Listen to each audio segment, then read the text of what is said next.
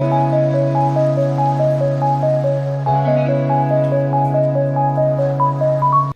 camarades, bonjour. Aujourd'hui, je pour raconter une histoire qui nous prend moi beaucoup de temps pour connaître et pour comprendre. Et je pense qu'il est important de partager cette histoire-là avec eux pour qu'ils aient mieux comprendre dans quel monde aujourd'hui nous peut évoluer. Je bien saisi que l'île Maurice est une île en plein milieu de l'océan, mais il n'est pas déconnecté du monde entier. D'ailleurs, je ne trouvais que mon gouvernement il servi la guerre en Ukraine pour venir dire des autres comme ça qui prédisaient peut augmenter dans Maurice ou qui prix les autres denrées qui fabriquées localement peut augmenter. Donc, nous devons admettre qui nous caractérise une île, mais qui nous pas déconnecté du monde. Alors, les histoires qui me racontent, les concernent nos civilisations modernes telles qu'ils ont dit peuvent évoluer. Comment je te connais? Tout pays aujourd'hui a ce qu'on appelle un gouvernement, il a un l'État et il a ce qu'on appelle une souveraineté. La souveraineté de l'État, notamment, exerce à travers la monnaie qui circule dans le pays.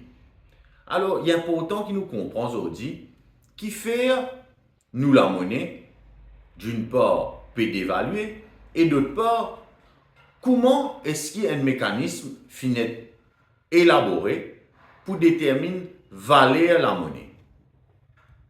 Avant la Seconde Guerre mondiale, tu peux servir une méthode qui s'appelle l'étalon or. Cette méthode-là, il évalue la valeur de la monnaie d'un pays à travers la quantité d'or qui ce pays-là possède.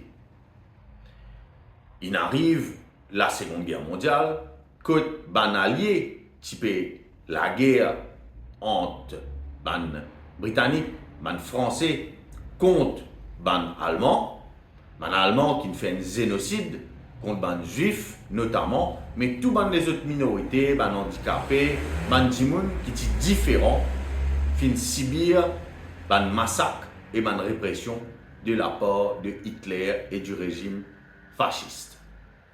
Les alliés ont besoin de l'aide des Américains et les Américains signent une charte qui s'appelle la Charte Atlantique en 1942.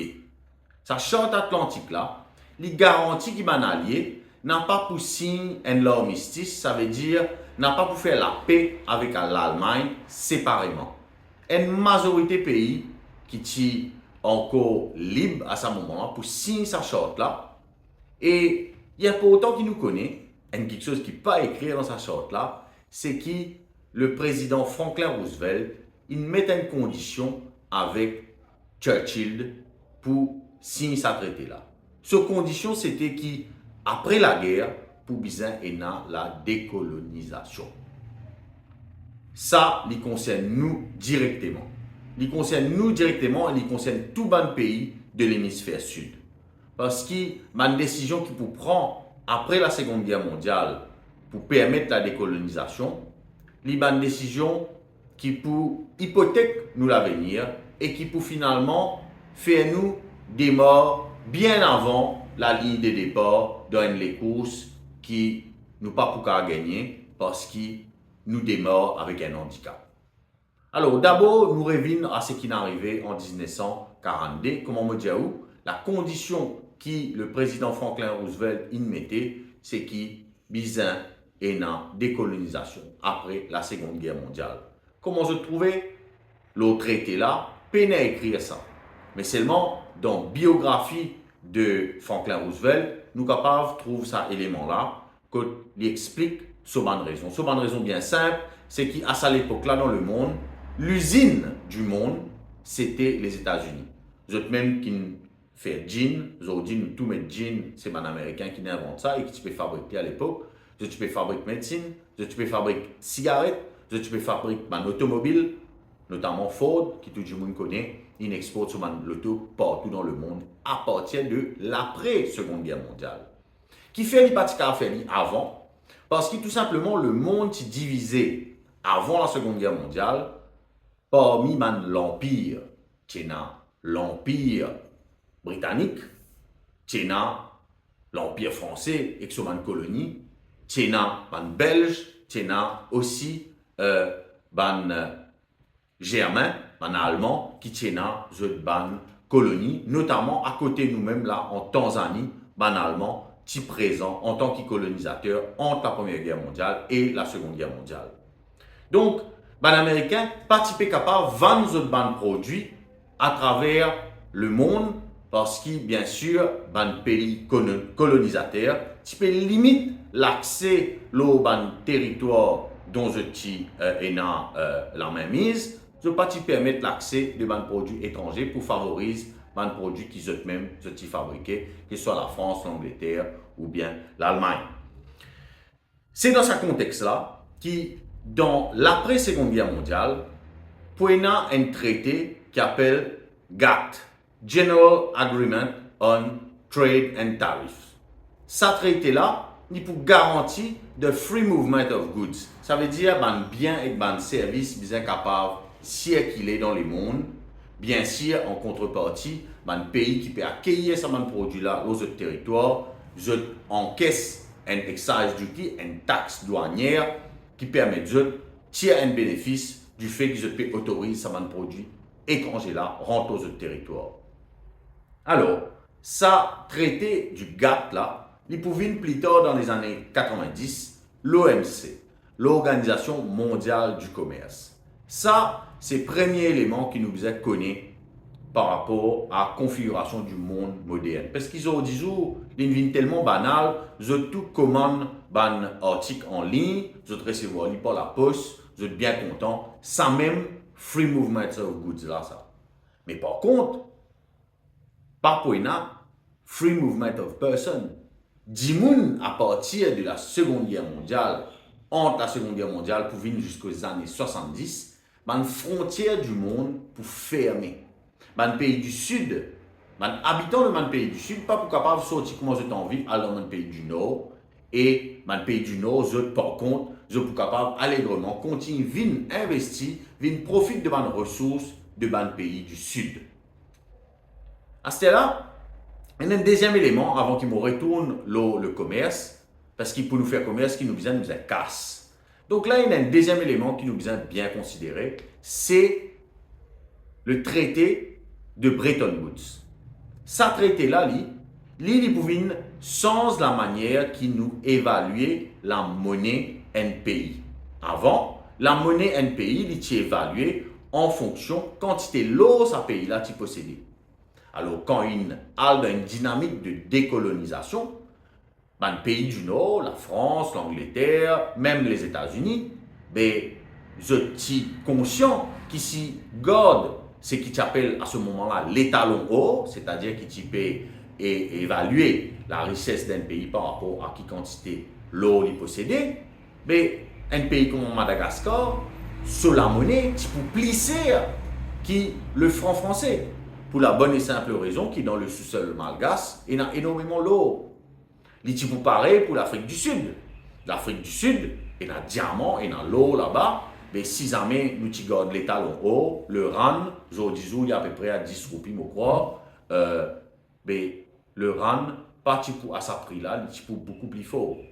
Donc, le subterfuge qui ban pays du Nord in servi, c'est que je ne sens sa manière d'évaluer la monnaie là, je ne passe ni de l'étalon or, je n'amène ni vers le produit intérieur brut. Ça veut dire que quand c'est la richesse, un pays produit. Alors, nous comprenons bien. À cette époque-là, en 1940, nous quand même jusqu'à les années 90, même 2000, l'industrie, les trouve dans les pays du Nord. Gros machines pour faire gros machines justement, gros machines qui permettent de produire belles pièces de mécanique, les trouve dans les pays européens. Dans les pays du Sud, par contre, je tenais métal, je tenais aluminium, je tenais fer, je tenais l'eau, mais je tenais une machine qui permet de transformer sa matière première là en un produit qui a une valeur ajoutée. C'est comme ça que dans le pays du Sud, ils retrouvent condamnés à exporter de matières premières. Que ce soit café, cacao, coton, or, métal de tout genre, aluminium, fer et autres. Tous ces produits-là trouvent dans l'hémisphère sud, mais l'hémisphère sud n'a pas la capacité pour transformer. Et donc finalement, ce PIB, ce produit intérieur brut, reste bas. Parce que quand on prend un diamant, il y a beaucoup de travail pour faire le diamant là, pour polir avant de mettre une bague ou bien un collier. Et ça travail de valeur ajoutée là, c'est dans le pays du Nord qui peut continuer à faire. C'est pour ça qu'ils ont à ce moment-là, ce PIB, qui est forcément plus important que le PIB de le pays du Sud. Donc, là, il y a un troisième élément qui nous a bien considéré pour nous comprendre bien dans quelle situation nous étions aujourd'hui et qui fait nous dans cette situation-là dans le monde. Quand finit la décolonisation, tout le pays décolonisé finirait d'une dette. Cette dette-là, c'est même qui m'a dit tout à l'heure là, qui nous parle des morts la même ligne de départ qui est le pays colonisateur. Quand nous finissons de décoloniser, dans Maurice, par exemple, nous avons une dette que nous l'État besoin payer à nos anciens colonisateurs. Il y a un peu pareil comme en 1935-38, quand les propriétaires esclaves, ils recevaient une compensation parce qu'ils ont libéré un esclave. Pareillement, chaque État qui finit décoloniser, il hérite d'une dette qui pèse les deux de chaque citoyen de la population qui li tient envers son ancien maître. Cette dette-là, bien sûr, li tivine un élément dans le budget de l'État qui monopolise beaucoup de ressources de nos pays dès le départ de la vie en tant que pays souverain. Qui ça veut dire, quand on a une dette pour payer, ben, au lieu où développe ou ban semin, au lieu où développe ou ban transport public, au lieu où développe ou service de santé, au lieu où développe ou service l'éducation, ben ou besoin mettre l'argent dans le pays de dette. Donc c'est pour ça que dans le pays du Sud, il ne prend plus beaucoup le temps pour développer, alors que pourtant, je tiens la matière première, je tiens la dimoun, mais je te manque la technique, je te manque les moyens industriels pour qu'elle transforme une richesse que je tiens en un produit fini qui a une valeur ajoutée. C'est comme ça qu'il finit une disparité entre le pays du Nord et le pays du Sud et qui est une expression comment le pays du tiers-monde finit apparaître parce qu'il définitivement est un pays qui peut faire face à la famine qui fait, parce que bien sûr la dette du pays étant ce qu'il était, le pays pas capable assure les besoins minimums en nourriture de sa propre population. Il est important qu'il nous comprend la configuration de ce monde-là pour qu'il tout simplement nous analyse nos positionnements politiques aujourd'hui. Aujourd'hui, quand nous comprenons que la valeur de la monnaie lui-même, l'indexer nos capacités à produire, nous sommes capables de mettre nous au pas. Faire bientôt plus que 50 ans, peut-être presque 70 ans, qui le monde fonctionne de cette manière-là. Et pour autant, vous pouvez trouver que, dans Maurice notamment, tout bon gouvernement qui vient, un après l'autre, il augmente la dette pour les deux populations. Quand je augmente la dette pour les deux populations, tous les efforts que la population peut faire pour améliorer le produit intérieur brut du pays, pour réduire à néant. Parce que quand vous dette augmentée, ou repo rate dans la banque Maurice, lui aussi, lui augmenté, et finalement, le prix des devises, pour qu'il reste $1, aujourd'hui, il n'arrive 47 roupies, alors qu'en 2014, il est 30 roupies $1. Tout ça, l'explication que je me donne là, il est important qu'ils comprennent, parce que ce qui nous peut vivre avec le régime qui est en place actuellement à Maurice, le régime MSM du Parvin Jagnat, li un copier-coller de tout le régime qui nous est avant, durant les 50 dernières années dans nos pays. C'est un régime qui, d'accord avec ce système qu'il met en place là, et qui, alors qu'il y a un mécanisme qui nous met en place pour sortir dans, j'ai envie de dire, une limite qui peut imposer à la population mauricienne aujourd'hui. Il y a beaucoup de petites et moyennes entreprises aujourd'hui dans Maurice qui sont capables d'exporter vers l'Afrique, qui sont capables de proposer des produits, des services, des compétences à la région, que ce soit l'Afrique, que ce soit l'océan Indien et que ce soit même l'Asie. Mais malheureusement, je paye dans ce même moyen-là, je paye dans cette même capacité-là, tout simplement parce que l'État n'a pas favorisé ça.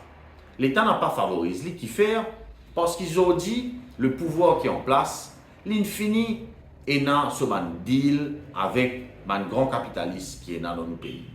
Le deal, c'est qu'il nous vise à continuer à maintenir l'illusion de la richesse. Il est important qu'il nous comprenne que là, aujourd'hui, l'inflation dans nos pays, causée bien sûr par la distribution abusive, mais qui certains considèrent comme généreuse de l'État de l'argent. Bon, rappelle-vous, disent que pour un Jimoun qui aujourd'hui peut gagner 20 000, 20 500 roupies, parce qu'il peut gagner 2 000 roupies avec MAE, ça Jimoun là, s'il gagne 20 000 roupies, peu importe qu'il y a acheté, peu importe combien il dépense sur l'argent, il y a 15% TVA qui prélève sur l'argent. Ça veut dire que les 20 000 roupies qu'il a gagné, l'État récupère, qui est content, qui n'est pas content, peu importe comment on dépense l'argent là, l'État récupère directement ou indirectement 3 000 roupies, les 20 000 roupies. Parce que là, si vous êtes content qui peut prendre 3 000 roupies tous les mois pour aider nous des 1000, moi les sous, disais ou même à quel point vous pouvez couiller nous-mêmes. La réalité, c'est que dans le monde que nous étions, dans la configuration qui y était, nous sommes capables de débarrasser nous d'un système qui favorise le possédant et qui met la sauce, la responsabilité de la dette sur le travailleur, sur celui qui ne possède pas de capital et sur celui qui au contraire peut bien faire dette pour lui construire la case, atteindre le taux et tout simplement assir sur la vie au quotidien. Voilà, moi j'espère que mon explication qui m'a donné nous aujourd'hui, une aide comprend un petit peu mieux le monde dans lequel nous pouvons vivre et qui fait important sans système complexe.